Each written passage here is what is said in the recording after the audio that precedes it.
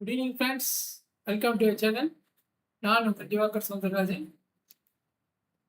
ஒரு டிஸ்க்ளைமரை பார்த்துடலாம், அதுக்கப்புறம் நிஃப்டியோட பர்ஃபார்மன்ஸை பார்ப்போம். நிஃப்டி வந்து ஒரு கேப் அப்பு 747லேருந்து 940 கிட்டத்தட்ட 250 பாயிண்ட்ஸு. ஏன்னா பி ஸ்டாக்ஸ் நோக்கி வருது, எல்லாருக்குமே தெரிஞ்ச விஷயம் தான். ஸோ கேப் அப் ஆனோடனே நம்ம என்ன பண்ணுவோம், நமக்கு வந்து மார்க்கெட் எங்கே பிளேஸ்மெண்ட் ஆயிருக்குன்னு பார்ப்போம். மார்க்கெட் கரெக்டாக வந்து ரெசிஸ்டன்ஸ் பிளேஸ்மெண்ட் ஆயிருக்கு. ஸோ ஆல்மோஸ்ட் ஃபர்ஸ்ட் கேண்ட்லேயே பார்த்தீங்கன்னா 24,000 உடச்சிட்டு மார்க்கெட் வந்து அங்கேயே ரிவர்ஸ் ஆச்சு. ஸோ ஃபர்ஸ்ட் கேண்டில் நம்ம அனலைஸ் பண்ணும்போது பார்த்தீங்கன்னா 2 சைடு விற்க இருக்கு. ஸோ ஓப்பன் இஸ்கோல்ட் ஆகியும் சொல்ல முடியாது, ஓப்பன் இஸ்கோல்ட் ஃப்ளோவும் சொல்ல முடியாது. ஸோ அப்பயே நமக்கு தெரிஞ்சு மார்க்கெட் வந்து சைட்வேஸ் போகுது. எப்பவுமே 2 பக்கம் விற்க இருந்ததுன்னா மார்க்கெட் 90 2 பக்கம் நல்லா விற்கும். ஒரு கன்சர்வல் லெவலில் விற்கிறதுனா கண்டிப்பாக சைட்வேஸ் தான் போகும். நாம் வந்து அவுட் ஹேண்டில் கேப் அப் அப்படின்னு ஒரு வீடியோ போட்டிருக்கோம், அதில் தெளிவாக சொல்லியிருக்கோம். ஒன் ஆஃப் த கண்டிஷன் வந்து ஃபர்ஸ்ட் கேண்டில் எய்தர் பை ப்ரெஷராக இருந்தால் ஓகே, இல்லை செல்லிங் ப்ரெஷராக இருந்தால் ஓகே. ஆனால் 2 பக்கம் விற்காதுன்னா மார்க்கெட் டிசிஷனாக எடுக்க முடியாமல் இருக்காங்க. ஸோ இன்ட்ராடே பிளேயர்ஸ் தான் டிசிஷன் எடுக்கணும், பொசிஷன் பிளேயர்ஸ் டிசிஷன் எடுக்க முடியாமல் இருக்காங்க அப்படின்றது நமக்கு தெரியுது. ஸோ நம்ம என்ன பண்ணுவோம், அப்போ எந்த ட்ரேட் எடுக்காமல் ஓகே சைட்வேஸ் மார்க்கெட், அங்கே ஒரு மார்க்கெட் வந்து இந்த பிரேக் அவுட் உடைச்சா தான் நமக்கு ஒரு ரேஞ்சு டைரக்ஷன் ட்ரேட் கிடைக்கும்னு தெரிஞ்சு போயிடுது. ஸோ ஃபஸ்ட்டு கேண்டில் முடிஞ்சோன்னு பார்த்தா இங்கே செல்லிங் ப்ரெஷர், அதே மாதிரி உங்களோட பையிங் ஸ்ட்ரென்த் கம்மியாகி இந்த இடத்துல ரிவர்ஸ் கிடச்சிது. நாம் இங்கே புட் ஆப்ஷன் போடலாம்னா போடலாம், பட் ஆனால் நம்ம ரிஸ்க் எடுக்க மாட்டோம். ஏன்னா மார்க்கெட் கேப் அப் ஆயிருக்கு. இவன் தான் நமக்கு ரீட்ரேஸ்மெண்ட் வரும் தெரிஞ்சாலும் மார்க்கெட் பாசிட்டிவாக இருக்கிறதுனால வெயிட் பண்ணுறோம். ஏன்னா அப்படியே எடுத்தீங்கன்னா கூட ஃபர்ஸ்ட் கேண்டில் இவ்வளோ தூரம் வந்துருக்கு, இவ்வளோ பெரிய ஸ்டாப் லாஸ் நம்ம கொடுக்க முடியாது. அப்போ நம்ம என்ன பண்ணுவோம், ரீட்ரேஸ்மெண்ட் ரேட் கிடைக்குதா, இல்லை மார்க்கெட்ஸ் என்ன ஆகுது, இது ஒரு சின்ன பிரேக் டவுன் கொடுத்துட்டு திருப்பி ஏறுதா பார்ப்போம். ஆனால் ரீட்ரேஸ்மெண்ட் ரேட் நமக்கு கிடைக்குது. ஏன்னா நம்ம வச்சு பார்க்கும்போது மார்க்கெட் இங்கேருந்து தான் உங்களுக்கு வந்து மார்க்கெட் மேலே போச்சு. ஸோ பார்த்தீங்கன்னா ஆல்மோஸ்ட் 0.5 வரும்னு நினச்சோம், இங்கேருந்து மேலே ஜம்ப் ஆகும்னு நினச்சோம், அங்கேயும் ஜம்ப் ஆகல.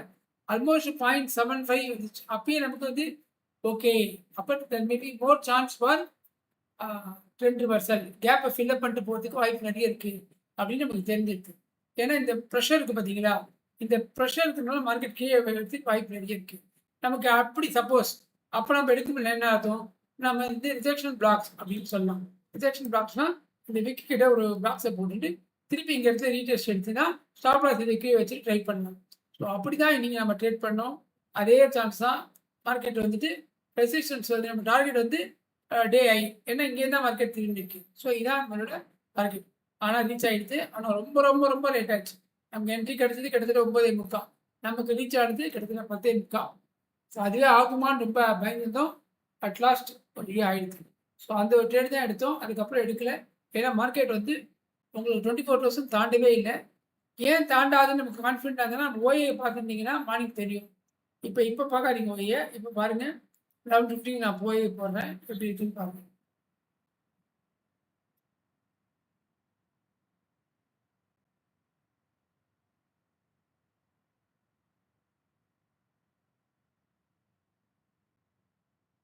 லெவன் தேர்ட்டிக்கு போய் பார்த்தீங்கன்னா 2.56 க்ரோஸ். ஸோ மார்க்கெட் 24,000 உடைக்கிறதுக்கு வாய்ப்பே இல்லை. அகெயின் நீங்கள் 1 மணிக்கு பார்த்தீங்கன்னாலும் மார்க்கெட் 24,000 உடைக்கிறதுக்கு வாய்ப்பு இல்லை. 2 பக்கமும் எழுதியிருக்காங்க. அதனால தான் நம்மளால வந்து நமக்கு ப்ரீமியமில் கொடுக்கல. மார்க்கெட் வந்து ஒரு ரேஞ்சை உடைக்கவே முடியல. ஏன்னா கால் சைடு இருக்காங்க, புட் சைடு இருக்காங்க. அதுக்கப்புறம் பார்த்தீங்கன்னா 2 மணிக்கு பாருங்கள், அப்பயும் மார்க்கெட் உடைக்கல.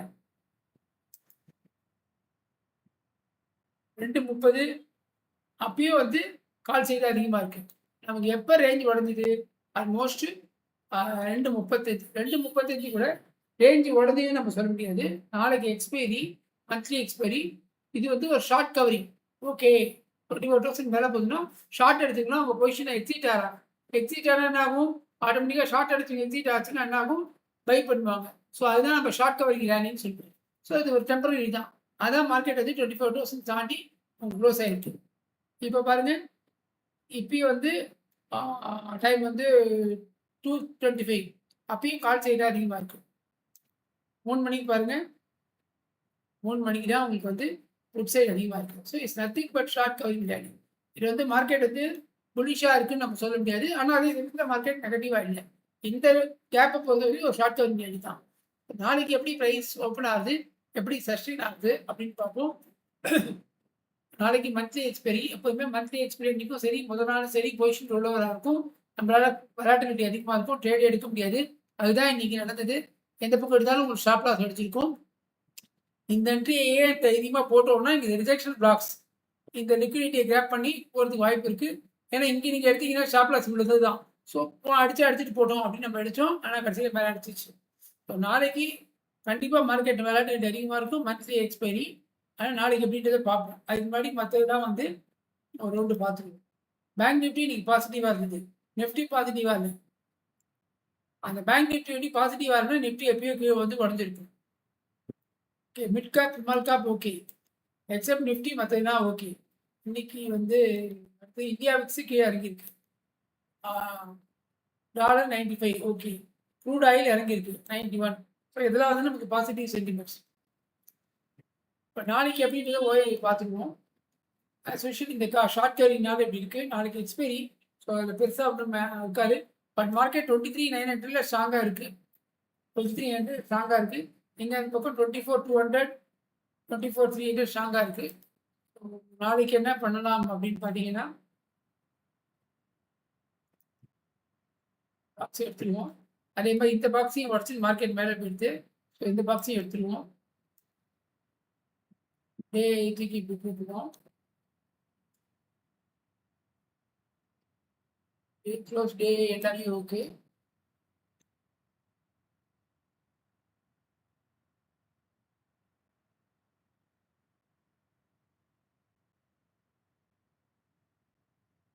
இப்போ வந்து ட்ரெண்ட் லைன் என்ன ட்ரை பண்ணோம் பார்த்தாது அப்படின்னு பார்த்தீங்கன்னா, மார்க்கெட் எப்போதுமே ஹையர் ஐ கன்ஃபார்ம் பண்ணுறதுக்கு நம்ம இப்படி வைக்கலாம்னு பார்த்தோம். மார்க்கெட் இங்கே அடிச்சுது. சரி, அப்புறம் இந்த ரெண்டு பிரேக் ஆகுமான்னு பார்த்தோம், ஆயிடுச்சு. சரி ஆகுமான்னு நினச்சோம். ஆனால் இது வரையும் டார்கெட்டு, ஆனால் கொஞ்சம் தான் குடிச்சு மார்க்கெட் திருப்பி ஏறிடுது. ஏன்னா ரேஞ்சுக்குள்ளே இருந்தாலும் நம்ம தைரியமாக எடுக்க முடியாது. இப்போ பார்த்தீங்கன்னா மார்க்கெட் வந்து அதுக்கப்புறம் இப்படியும் ஓகே, இப்படி ஒத்துக்க முடியாது. ஸோ அப்போ என்ன பண்ணுறது, ட்ரெண்ட் லைனை இப்படி ட்ரை பண்ணி பார்ப்போம். சரி,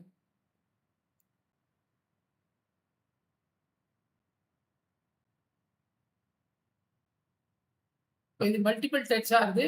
மார்க்கெட் இங்கேருந்து சப்போர்ட் எடுத்துருக்கு. சாரி, இப்போ நாளைக்கு எப்படி ஓப்பன் ஆகுதுன்னு பார்ப்போம். இந்த ட்ரெண்ட் லைன் எக்ஸ்டெண்ட் பண்ணிப்போம்.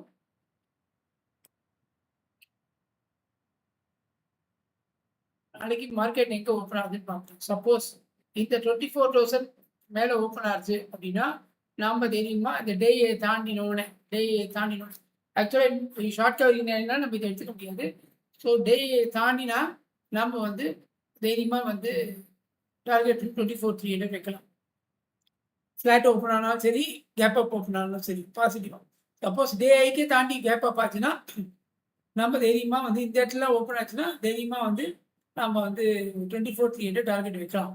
சப்போஸ் மார்க்கெட் இந்த ரெசிஸ்டன்ஸுக்கு கீழே 23,985, 24,000 கீழே ஓப்பன் ஆகி இந்த ட்ரெண்ட் லைனுக்கும் கீழே ஓப்பன் ஆச்சுன்னா ஒரு ஸ்ட்ராங் ப்ரைஸ் ஆக்ஷன், ஒரு ஷூட்டிங் ஸ்டாரோ இல்லை அந்த மாதிரி ஒரு பிரேக் டவுன் கிடச்சிதுன்னா நம்ம தைரியமாக போட்டு என்ட்ரி எடுக்கலாம். டார்கெட் வந்து ஃபர்ஸ்ட் டார்கெட் டேலோவை உடச்சிச்சுன்னா 23,845, 23,759. பட் இதெல்லாம் இப்போ வாய்ப்பு இல்லை, ஏன்னா மார்க்கெட் பாசிட்டிவாக தான் இருக்குது. இப்போ கிஃப்ட் நிஃப்டி எப்படி இருக்குன்னு பார்த்துருவோம். கிஃப்ட் நிஃப்டி ஓகே, பாசிட்டிவாக தான் போயிட்டு இருக்கு. பட் நாளைக்கு எக்ஸ்பிரி டேனால எக்ஸ்பிரி டே வாலட்டிலிட்டி அதிகமாக இருக்கும். அதனால நியூஸ் வேறு ஏதாவது மாதிரி நெகட்டிவாக வந்ததுன்னா இந்த டேல உடச்சதுன்னா கன்ஃபார்மாக நம்ம புட் ஆப்ஷன் போகலாம். அது வரையும் பை ஆன் டிப்ஸ்லேயே போகலாம். இந்த இது வரையும் இந்த ட்ரெண்ட் உடஞ்சாலும் நம்ம வெயிட் பண்ணால் டார்கெட் இது வேணால் எடுத்துக்கலாம், ஒரு ஸ்கேல்பிங் என்ட்ரி வேணால் எடுத்துக்கலாம். அன்லஸ் டேல உடஞ்சா அப்படி தான் நம்ம புட் சைட் போடுவோம். அது வரையும் வெயிட் பண்ணலாம்.